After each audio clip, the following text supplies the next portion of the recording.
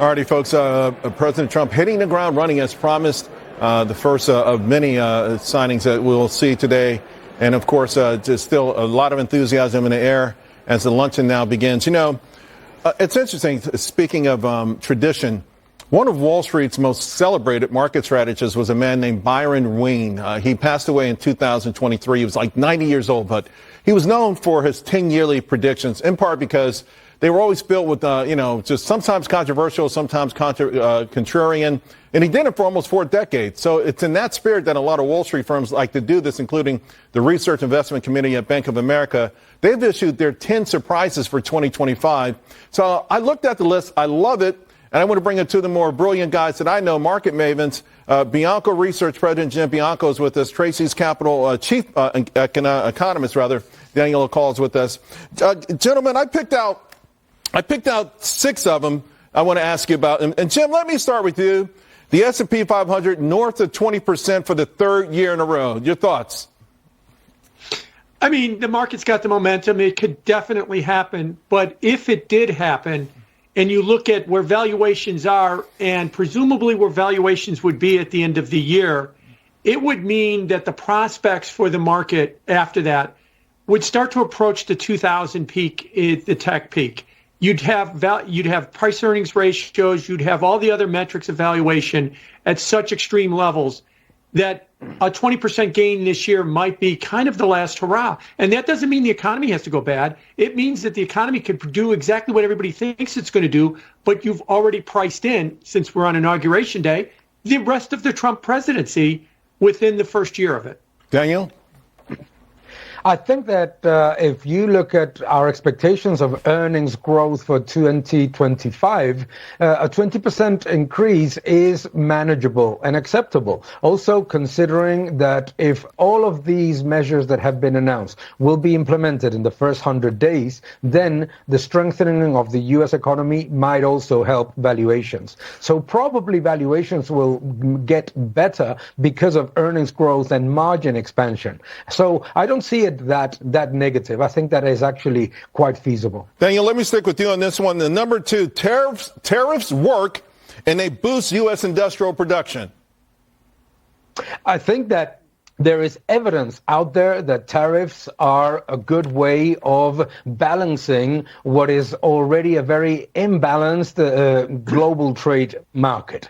We have to remember that the countries with the largest levels of barriers to trade, China, India, Brazil, Mexico, and Russia, all of them are increasing their trade barriers. So tariffs have proven, number one, that they are not inflationary. The only thing that creates inflation is more money supply growth and more government spending. Right. And number 2, that they may work in terms of improving industrial production by bringing industrial manufacturing investment into the United States. Jim?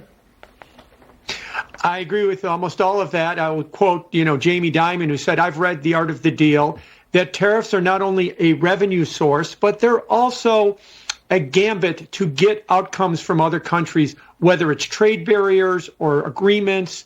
The threat of tariffs can be a very powerful force in getting those. They're not just punishment by, raising the price of everything. Here's an interesting one for you, Jim. Someone turns off the internet.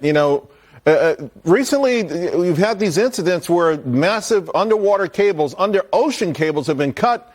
And that's our communications. As much as we talk about the cloud and space, those are vitally important as well. Yeah, the internet is a complicated web. I don't see the whole internet being turned off. And if it is, it's probably for hours and it would be very disruptive.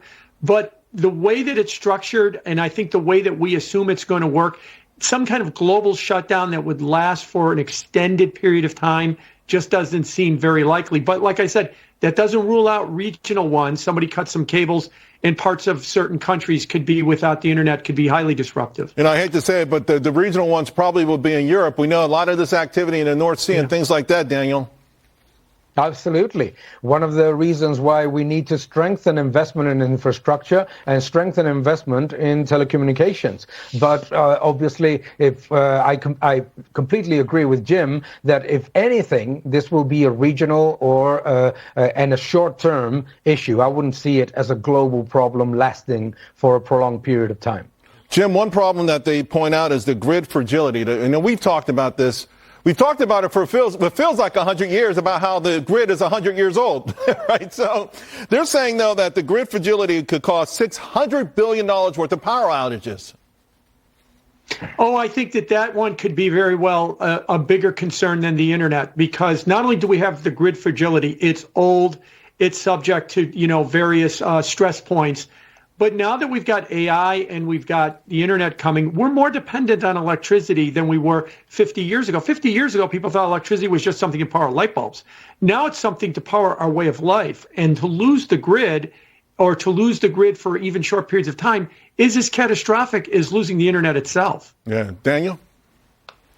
I think that the problem is that for the past almost decade, governments have focused only on investments in energy that are overground, in renewables, solar panels, wind turbines. However, very little has been done in terms of grid strengthening, and that is something that is a huge problem in the European Union and certainly in the United States, and needs to attract more investment very, very quickly. So I think that I don't see it as a risk of something that is going to create a significant disruption for a long period of time. But it's obviously showing again that there has to be an energy policy driven to guarantee security of supply. There's also the vulnerability from cyber attacks and things like that. Let me ask you, Jim, you mentioned AI. They're saying that AI models could run out of human-created training data. I was reading the other day how Encyclopedia Britannica has gotten a second life, right? Everyone kind of wrote them off because all these AI models, they're seeking any information anywhere they can to digest and consume. Could they be running out that quickly? No, I don't think they're going to run out that quickly. These, as you mentioned, Byron Wien, who I've had the good fortune to know before he passed away, he's been doing this for 40 years. And I remember in the late 90s, early 2000s, that one of the, 10 lists included, that the end of brick and mortar retailing.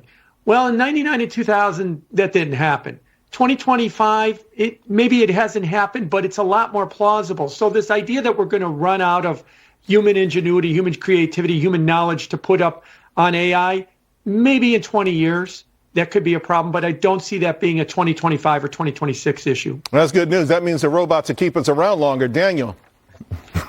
Never bet against human ingenuity. We have heard this over and over again for decades. And what has proven to be a reality is that human ingenuity surprises us on the upside. So I would certainly not see it as a danger at all. All right. Hey, Jim, Daniel, thank you both so much. I love this segment. Talk to you both again real soon. Appreciate it.